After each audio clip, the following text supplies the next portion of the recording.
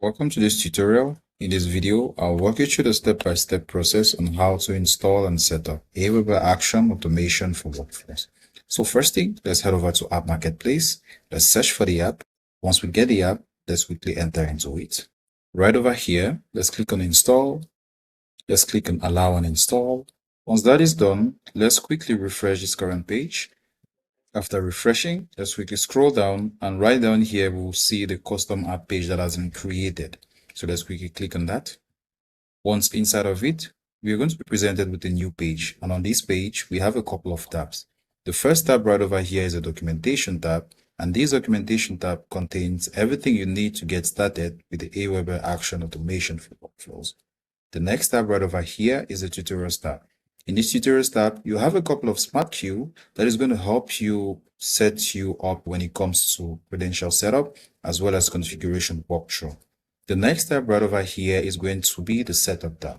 So right over here in the Setup tab, we're going to be able to have this connected and then also have OAuth redirect URL entered within our Aweber portal. So let me quickly have a run through so you can understand how this works. So right over here, we do have connection status set to connected, but no worries. I'm going to teach you on how to have this connected. So first things first, let's quickly click on Start Setup right here. So once we click on that, we're presented with a new interface, which right here will need the client ID and the client secret. In order to be able to obtain this, we have to head over to our Aweber portal in order to be able to get that from there. So let's quickly head over there right now. Okay. So once we are inside of here, what we have to do is we have to click on create a new app. Once that is done, we need to give it an application name, an author, application website, and then we also have to configure a couple of other authentication methods right down. Once we are done filling in the application name, the author, and the application website, let's quickly scroll down and let's look at the client type. For the client type, let's just allow that to confidential. Now we're going to be presented with a new box, a new field, which is the OAuth redirect URL. Let's quickly head back over to our account and then have that copy. Okay, so back into our account, let's just close this. So right here, you will see redirect URL. Let's quickly come over here. Let's copy this and let's head back over to our Aweber portal. Now let's simply paste it right inside of here and let's give it a quick description. After that, let's quickly scroll down and let's click on create new app. Once that is done, let's quickly just scroll right down, and then right here we'll have the client ID you're looking for and the client secret.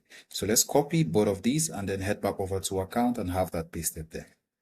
Once we have pasted the client ID and the client secret, let's just quickly click on complete setup. Once that is done, we are going to be redirected to an external page where we'll simply have to scroll down and then enter our login name and our password, then click on allow access.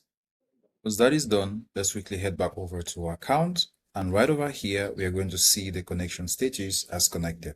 This means our app has been successfully connected and is now ready for usage. So let's quickly explore the couple of remaining tabs that are here.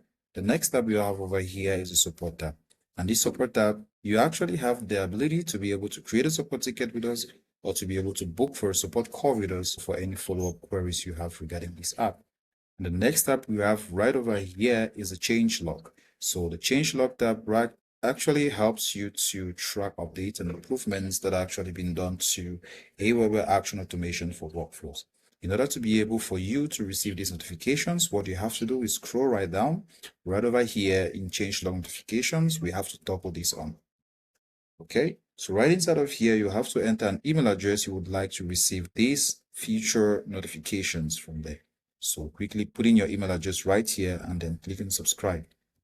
Once that is done, you will now be able to receive any future updates regarding Aweber Action Automation for workflows. Okay, so this marks the end of this video. Thank you for watching, and I hope this tutorial helped you install, set up, and use this app. If you encounter any issues, support team is available 24/7 to answer any of your queries.